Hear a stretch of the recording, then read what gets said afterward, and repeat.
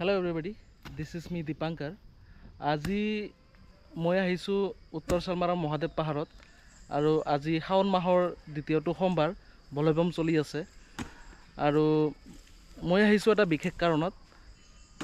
বিশেষ কাৰণটো হ'ল আমাৰ খগৰপুৰ অঞ্চলৰ উত্তৰ চালমাৰা প্ৰথম খণ্ডৰ সন্মানীয় ৰবি ৰায় তেওঁ আজি মহাদেৱ পাহাৰত গছপুলি ৰোপণ কৰিবলৈ আহিছে, গাঁত খান্দি আছে আৰু কি গছ আনিছে আৰু কি গছপুলি ৰোপণ কৰিব লাগে পাহাৰত সেইখিনি মই কথা পাতিম। চবলক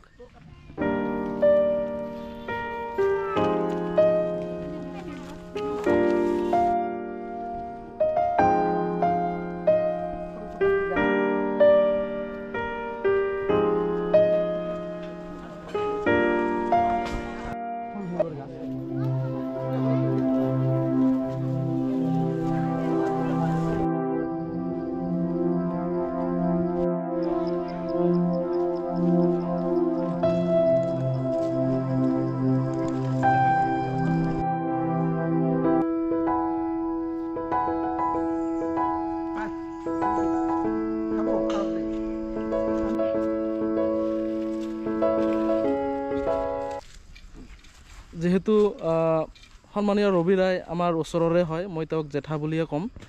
জেঠা, এই আপুনি যে আজি শাওন মাহৰ দ্বিতীয়টো সোমবাৰৰ দিনা বলবমৰ দিনা মহাদেৱ পাহাৰত আহিছে গছপুলি ৰোপণ কৰিবলৈ, আপোনাৰ উদ্দেশ্য কি? তাৰমানে আজি কিয় আহিছে আপুনি গছপুলি ৰোপণ কৰিবলৈ?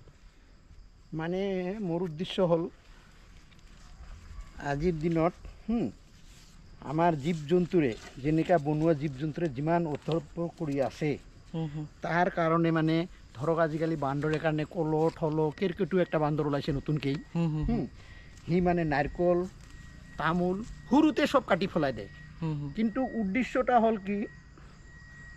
উদ্দেশ্য হ'ল বনত মানে পাহাৰত মানে আমাৰ খাদ্য এৰি গাছ গছনি নাই, মানে বেলেগ বেলেগ গাছ আছে, বনৰীয়া জীৱ জন্তুৰ খাদ্যৰ জীৱ এই বস্তু নাই। তেওঁলোকে খাদ্যৰ মানে সেই খাদ্যৰ কাৰণে সিহঁতে গাঁৱত যাব লগা হৈছে। গাঁৱত খাদ্যৰ বস্তু আছে, ফল ফলান্তি গাছ আছে, আম কাঠল হাবি জাবি যিকোনো।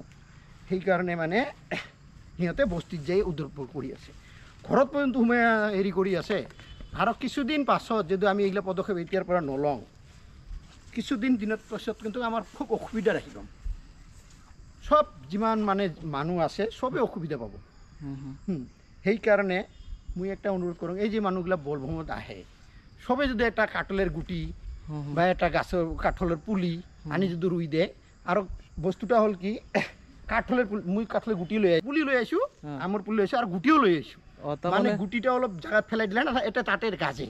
আমাৰ অসমৰ মাটি ইমান হাৰুৱা মাটি, মানে তাতেই গাছটা হৈ যাব, আমাৰ খৰচ কম হৈ যাব, আমি গছপুলি ৰুবই নালাগে। ৰাইজক মানে মই এটাই অনুৰোধ কৰোঁ, মানে সেনেকৈ যাতে দিয়ে আৰু চবেই আহাতে পকেটত এটা গুটি লৈ আহিল ক'ৰবাত ফেলাই দিল, তাতে গাজি যাব। ঠিক আছে, আপুনি এই গছপুলি ৰোপণ যে কৰি আছে মোটামুটি কিমান দিনৰ পৰা এই কাৰ্য চলাই নি আছে? আজি হ'ল 25-30 বছৰে হ'ল। আৰু খালি এইটোৱেই নহয়, মই গাছৰ পুলি ৰুই আছোঁ আৰু মই অসমত এই যে কেমিকেল বাটাম যে আৱিষ্কাৰ কৰিছোঁ, মই আৱিষ্কাৰ কৰোঁ, অসমতে নাছিল, মই আৱিষ্কাৰ কৰিছোঁ। মই কোটি গাছ বচাই দিছোঁ, মানে বৰ্তমান গাছৰ দৰকাৰ নাই। এতিয়া যে মই ইয়াতে গছ দেখি আছো, মানে শাল গছ, সেগুন গছ, এইবিলাক গছৰ তাৰমানে দৰকাৰ নাই? নাই দৰকাৰ, খালি ফলৰ গছৰ দৰকাৰ। আজি টিভিত চাওঁ বান্দৰে কিমান ই কৰি আছে, তাৰমানে কেনেকৈ কৰি আছে। এইটো মই ৰুইছোঁ, এনেকৈ যদি চবেই এডাল এডাল কৰি ৰুই কল গাছ হাতীৰ উদ্ৰপৰ খালি কমিব, যিমান পাহাৰ আছে আমাৰ। তাৰমানে মই কোৱা মতে এই শাল সেগুন ইয়াতে থাকিব, কিন্তু এই শাল সেগুন দৰকাৰ হয়, আমি এই গছ নকটাকে আমি তাৰমানে ঘৰ বনাব পাৰোঁ।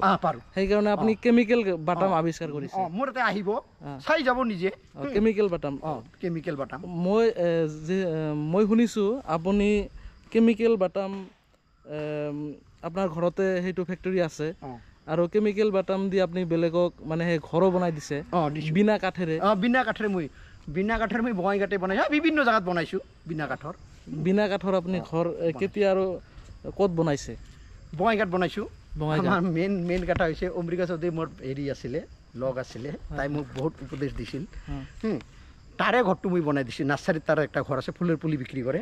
RCC সেই ঘৰটো RCC নহয়, এনে সাধাৰণ ঘৰ। মানে RCC ঘৰো বনাব পাৰে। RCC ঘৰৰ কাৰণে বাটাম চৌকাত দি আছোঁ। আজিকালি গুৱাহাটীত বহুত যাই আছে আমাৰ মাল। গুৱাহাটীত ডাঙৰ ডাঙৰ বিল্ডিং বনাই আছে। বঙাইগাঁৱৰ 8তলা বিল্ডিং এটা বনাইছে সেই চৌক। এয়া আমাৰ জেঠা গছপুলি ঘৰৰ পৰা লৈ আহিছে। এয়া আমৰ পুলি, কঁঠালৰ পুলি আৰু চুপাৰি আৰু চুপাৰিও আছে।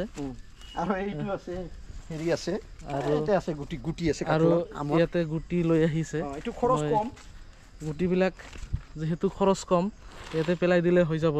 ইয়াৰ ভিতৰত আমৰ গুটি আৰু কঁঠালৰ গুটি আছে। আৰু এয়া জেঠাই আৰু এটা গছপুলি ইয়াতে ৰুই দিব। কঁঠাল গছৰ পুলি ইয়াতে ৰুব।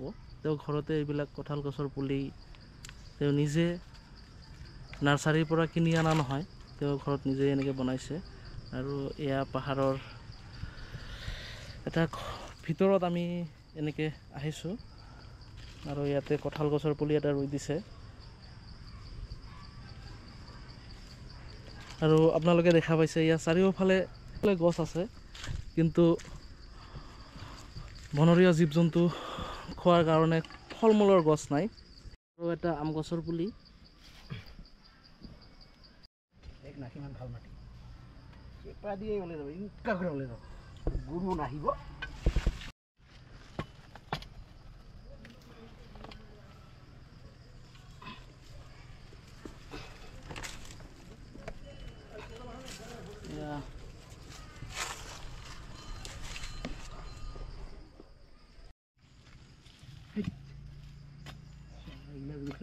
একটা গাছ বলে নহয়, বিরাট মূল্য একটা গাছ উঠা পারলে, বিরাট ধর্ম, ছায়া হব, রাইজে মাহে।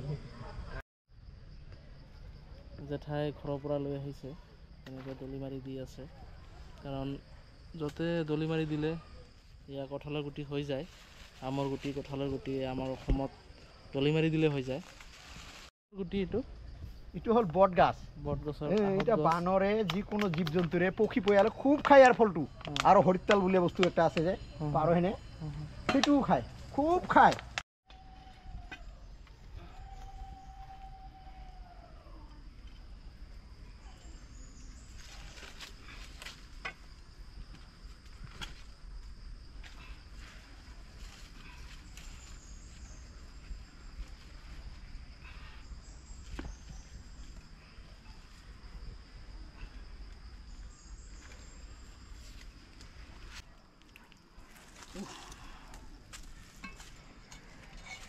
বাহিৰত যি গৰম, তথাপি হ'লেও আমাৰ মহাদেৱ পাহাৰত সেইখিনি গৰম নাই না জেঠা? মোটামুটি এইটো জাগাই আৰু ক'ব লাগিব, একদম ঠাণ্ডা পৰিৱেশ।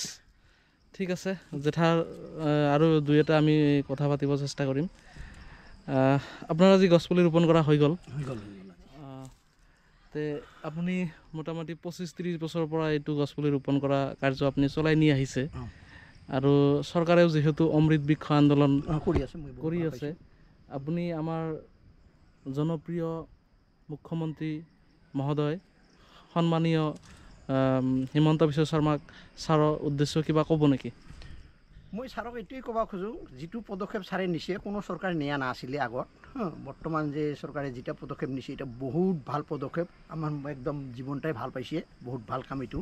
কিন্তু ছাৰক মোৰ এটাই ক'ব ইচ্ছা আছে, আপুনি যিগিলান মানে গাছ পুলি কৰি আছে বা পুলি নাৰ্চাৰী কৰি আছে, এইটো নালাগে। আপোনাৰ মোৰ এটাই আবেদন, মানে আপুনি খালি ফল মূলৰ গাছ ৰুওক। যিটো জীৱ জন্তুক বাচাব খোজে, মানুহক যিটো সুৰক্ষা দিব খোজে, তাহলে খালি ফলেৰ গাছ ৰুক, সব কামত লাগি যাব, গাছখিনিও হৈ যাব, ফলো ব্যৱহাৰ কৰিব, জীৱ জন্তুৰ হাতী ঠাতি চবেই খাব। কল গাছ ৰুক, মই আজি কল গাছ ৰুই দেখাই দিছোঁ। আৰু গাছ যাৰে তাৰে ৰুলে নহ'ব।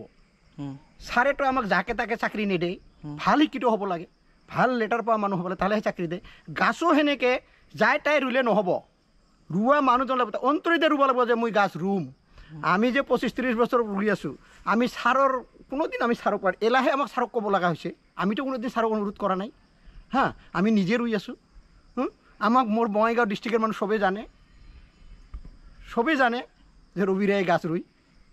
মই আছোঁ, এটা আছে চচৰাই, তাই ৰুই।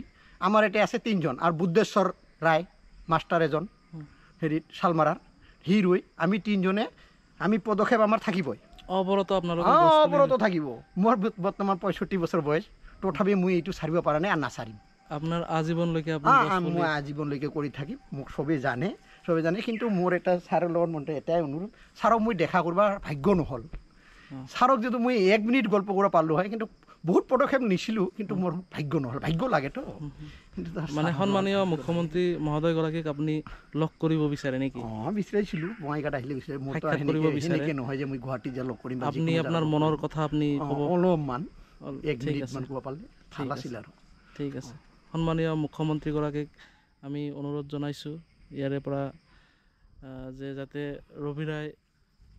সন্মানীয় ৰবি ৰায় জেঠাক যাতে সাক্ষাৎ দিয়ে তাকে কৈ আজি এই কাৰ্যসূচী ইয়াতে সমাপ্ত কৰিছোঁ আৰু অহা বছৰত আমি আকৌ আহি চাম যে আমাৰ গছপুলি কিমান ডাঙৰ হ'ল বা কি অৱস্থাত আছে সেইখিনি আমি কৈ আজিৰ ভিডিঅ' ইয়াতে সমাপ্ত কৰিছোঁ ধন্যবাদ